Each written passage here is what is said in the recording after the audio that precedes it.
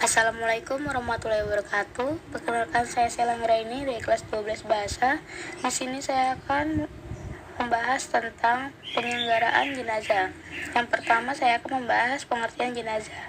Pengertian jenazah, kata jenazah diambil dari bahasa Arab yang berarti tubuh mayat dan yang berarti menutupi. Jadi secara umum kata jenazah memiliki arti tubuh mayat yang tertutup. Penyelenggaraan jenazah adalah fardu kifayah bagi sebagian kaum muslimin, khususnya penduduk setempat terhadap jenazah muslim atau muslimah. Namun sebelum penyelenggaraan jenazah itu dimulai, ada beberapa hal yang harus dilakukan terhadap jenazah tersebut.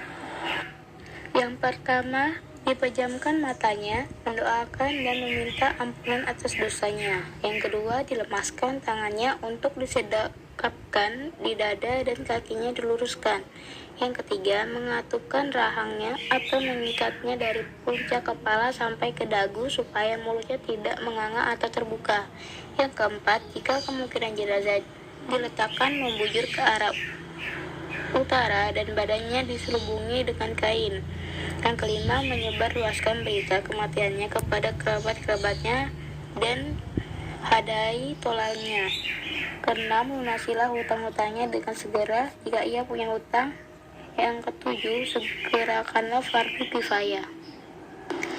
Penyelenggaraan jenazah menurut syariat Islam, fardu kifayah dalam menyelenggarakan jenazah ada 4 macam, yaitu memandikan jenazah, mengkafani jenazah, mensolatkan jenazah, dan menguburkan jenazah. Yang pertama, memandikan jenazah. Memandikan adalah satu cara yang wajib dilakukan terhadap mayat orang yang beragama Islam. Caranya adalah menyampaikan atau mengalirkan air bersih ke seluruh tubuhnya walaupun ia sedang haid atau junub. Memandikan ini dilakukan oleh orang yang masih hidup dengan menggunakan sabun wangi-wangian tetapi dengan lemah lembut. Adapun persiapan yang harus dilakukan atau peralatan yang harus disediakan sebelum memandikan jenazah. Yang pertama, menyediakan air yang suci dan mensucikannya secukupnya. Yang kedua, mengusahakan tempat yang tertutup untuk memandikan jenazah. Yang ketiga, menyediakan kain kafan secukupnya. Yang keempat, usahakanlah orang-orang yang akan memandikan jenazah itu adalah keluarga terdekat jenazah atau orang-orang yang dapat menjaga rahasia. Adapun cara memandikan jenazah itu, yang pertama, niat karena Allah Ta'ala. Kedua, melepaskan segala pakaian yang melekat di badan jenazah dan menggantinya dengan kain yang menutup aurat. Ketiga, melepaskan perhiasan dan gigi palsunya jika memungkinkan. Yang keempat, membersihkan rongga mulutnya, kukunya dan seluruh tubuhnya dari kotoran dan najis. Yang kelima, memulai memandikan dengan membersihkan anggota wudunya dengan mendahulukan yang kanan dan menyiramnya sampai rata 3, 5, 7 kali atau sesuai dengan kebutuhan. Yang keenam, jenazah dimiringkan ke kiri, kemudian bagian kanan badan disiram dengan air. Selanjutnya dimiringkan ke kanan dan bagian kiri badan disiram dengan air. Siramlah dengan bilangan ganjil. Yang ketujuh, pada waktu jenazah disiram dengan air, badannya digosok-gosok guna menghilangkan najis atau kotoran sekaligus untuk meratakan air ke seluruh tubuh. Yang kedelapan, pada bagian akhir siraman, hendaklah disiram dengan wangi-wangian. Yang kesembilan, mengeringkan badan jenazah dengan handuk dan berilah wangi-wangian. Selain hal di atas, yang perlu diperhatikan terhadap jenazah adalah sebagai berikut. Yang pertama, orang yang gugur syahid dalam peperangan membela agama Allah cukup dimakamkan dengan pakaian yang melekat di tubuhnya. Yang kedua, orang yang wafat dalam keadaan berihram dirawat seperti biasa tanpa diberi wangi-wangian. Yang ketiga, orang yang syahid selain dalam peperangan membela agama Allah seperti melahirkan, tenggelam, terbakar dirawat seperti biasa. Yang keempat, jenazah janin yang telah berusia 4 bulan dirawat seperti biasa. Yang kelima, jika terdapat halangan untuk memandikan jenazah, maka cukup diganti dengan tayamum. Yang keenam, bagi orang yang memandikan jenazah disunahkan untuk mandi sesudahnya.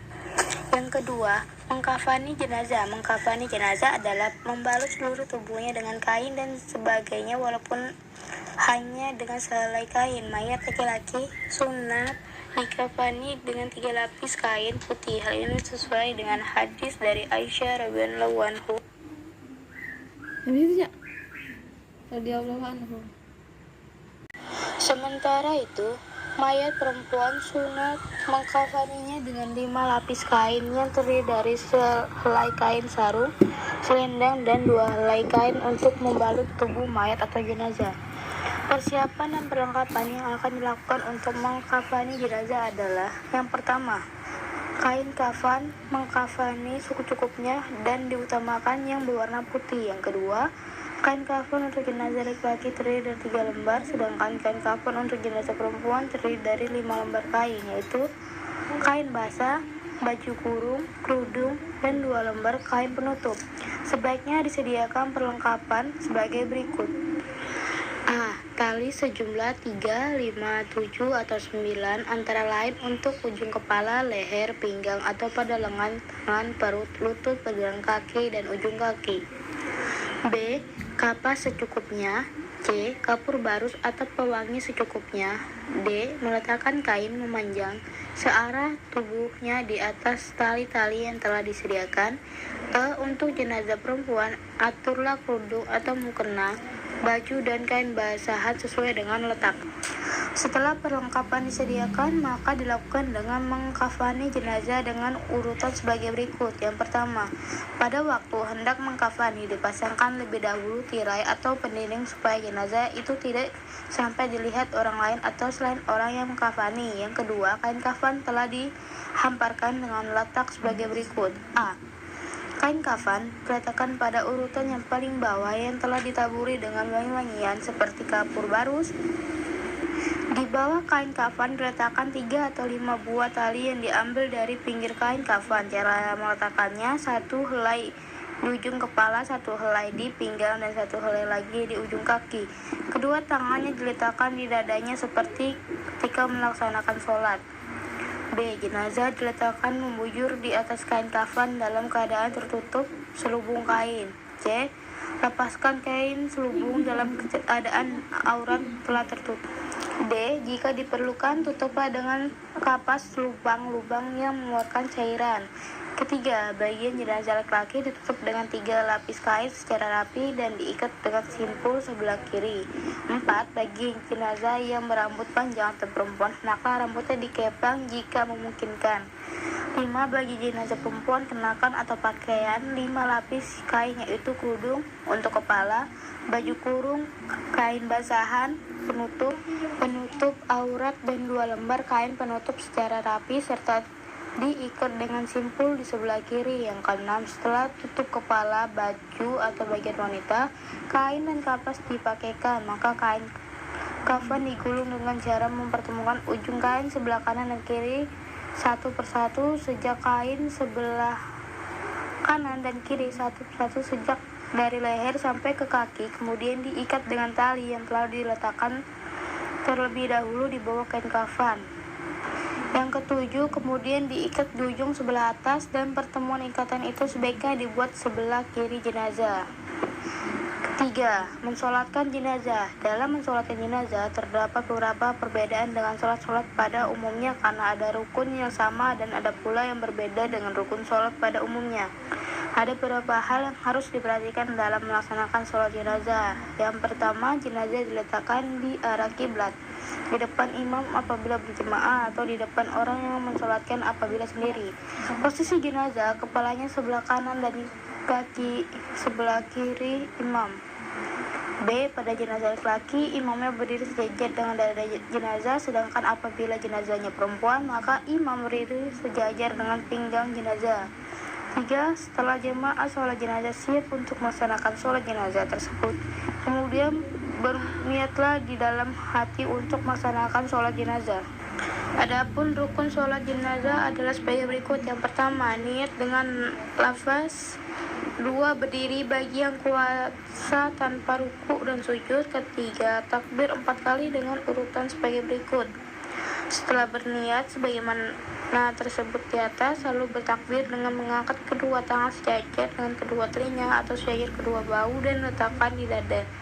Sesudah takbir pertama dibacakan surah Al-Fatihah, sesudah takbir kedua dibacakan sholawat atas Nabi, dan ketiga Dibacakan doa, antara lain doa yang dibaca Rasulullah SAW sebagaimana hadis riwayat Muslim dan Nasa'i dari Auf bin Malik. Rasulullah SAW membaca sesudah takbir keempat sesuai hadis riwayat Al-Hakim dibaca apabila jenazahnya anak-anak, maka doanya sesudah takbir ketika diganti dengan doa berikut sebagaimana hadis riwayat Al-Bukhari dan Al-Baihaqi. Kemudian yang terakhir adalah mengucap salam ke kanan dan ke kiri. Keempat, menguburkan jenazah. Kewajiban yang keempat terhadap jenazah ialah menguburkannya. Hukum menguburkan jenazah adalah fardu kifayah atas orang yang masih hidup. Dalamnya kuburan sekurang-kurangnya kira-kira tidak tercium bau busuk mayat itu dari atas kubur dan tidak dapat dibongkar oleh binatang buas. Sebab maksud menguburkan mayat ialah untuk menjaga kehormatan mayat itu dan menjaga kesehatan orang-orang yang ada di sekitar tempat itu.